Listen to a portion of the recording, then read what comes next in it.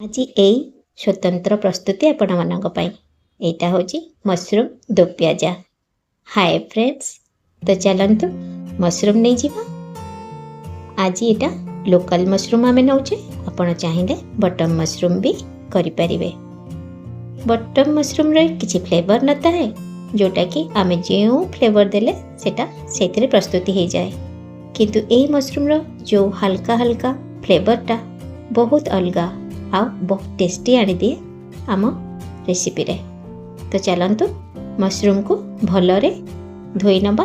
हल्दी दे दुई थर हल्दी पानी रे एमती धोई सारला परे भल से चिपुड़ी काढ़ी नबा, कारण मशरूम बहुत पानी अब्जॉर्ब करनिए आउ कड़ाई रे पकाइला माने बहुत पानी बाहरे, सेथिपई तक भल से चिपुड़ी दबार अछि। बस एमती जेते परिबा पानी बाहर कर दबा।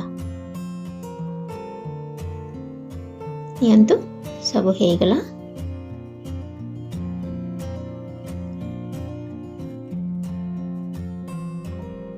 बस एबे रफली एमती काटी नबा। किछि सेमती साइज दरकार नहीं, बड़ सान रहिले चलिबो। कड़ाई रे गोटे चामच तेल नहीं किछि नबा गोटा मसला, जेमती कि 2 खंड दालचीनी, 2टी गुजराती, अल्प लवंग आ अल्प गोलमरिच।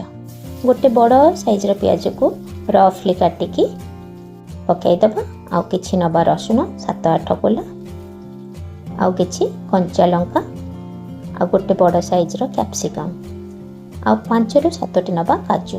हल्का भाबरे भाजी नबा। पियाज हल्का पिंक हो गला परे काढ़ी की ठंडा हवा को रखी नबा। बस हो गला। एबे कड़ाई रे 1-2 चामच तेल नबा। गोटे तेजपत्र दे आमर मशरूम को भाजी नेबा। मशरूम को सब बेले हाई फ्लेम रे भाजीबा, कारण जाल कम कले बहुत पानी बाहरिबो। आमर मसला तो ठंडा हो गलानी, सेथिरे अल्प धनिया पत्र आ 2 चामच फ्रेश दही नहीं कि ग्राइंडिंग करिबा। हल्का भाजी हो गला परे मशरूम रे आमर मसला दे दबा। बहुत सहज रेटा बनै हुए आ एते सुंदर आर टेस्ट आपण जेबे थरे प्रस्तुति करिवे ताले जानि परिवे। आपण गोटे जिनसे नोटिस करथिए, मुठी हळदी देई नाही। स्वाद अनुसार के लूण आ चाहिले आपण टिके चीनी भी दे परिबे। से तो प्रस्तुति हो गला। एबे दो प्याजा पई कि द्वितीय थर हल्का प्याज फ्राई करिबा। आपण जदी ग्रीन कलर पसंद करंती ताले जम्मा रेड चिली पाउडर दियंतु नाही। प्याज टिके भाजी हो गला पर दबा रेड चिली पाउडर आउ हमर मशरूम मसला हल्का फ्राई करिकी टिके पानी दे दबा। आउ घोड़ाई नबा अल्प समय 5-7 minute.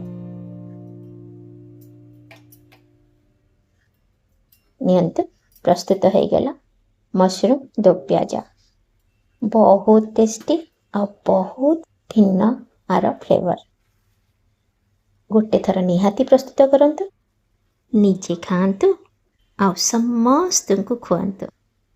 Thank you so much for watching.